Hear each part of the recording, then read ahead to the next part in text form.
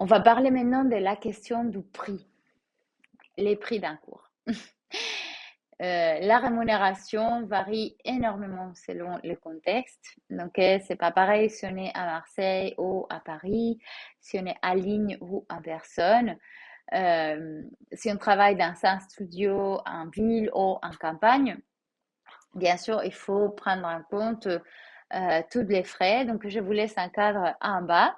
Sachez que 96% des pratiquants de yoga sont été encadrés par un professeur le long de la dernière année.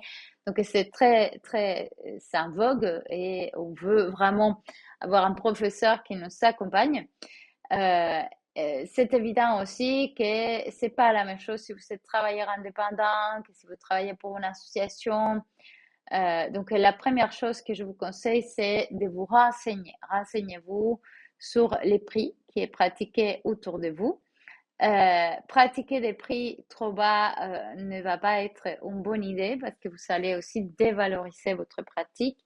Je vous dirais, c'est mieux moins mais de qualité avec des élèves qui payent un prix un peu plus haut. Après, si vous voulez faire des cours accessibles et associatifs, vous devez miser sur la quantité des personnes ou faire des cours aussi à prix libre, à prix choisi par l'élève, à prix ouvert. Et puis aussi, attention avec les questions déontologiques, donc avec les prix qui est pratiqué par les autres professeurs, mais aussi comment les studios autour de vous fonctionnent, parce qu'on est quand même une communauté et quelque part on est aussi un marché.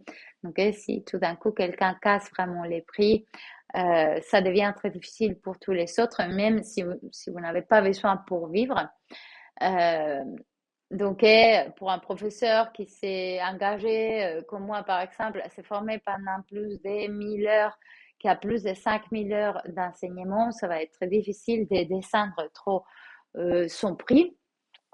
Et bien sûr, pour quelqu'un qui s'est peu formé et qui donne des cours trop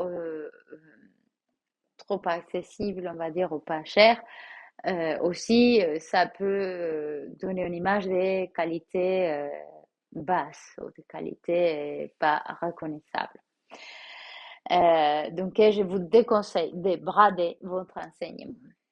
Euh, il y a l'anecdote de Patrick Tomatis, qui est maintenant le directeur du syndicat national des professeurs de yoga, qui dit que quand il s'est formé, les professeurs a demandé aux élèves à pratiquer les mêmes prix que lui, il pratiquait à l'époque. Et je dirais que même si en tant que débutant, on va pratiquer des prix peut-être un peu moins hauts, c'est mieux de miser la qualité au lieu de la quantité.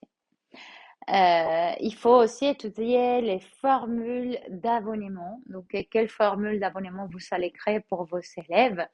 Et puis, les différents types de cartes de cours, d'abonnement au trimestre, à l'année, etc. Donc, je vous laisse aussi plusieurs exemples en bas.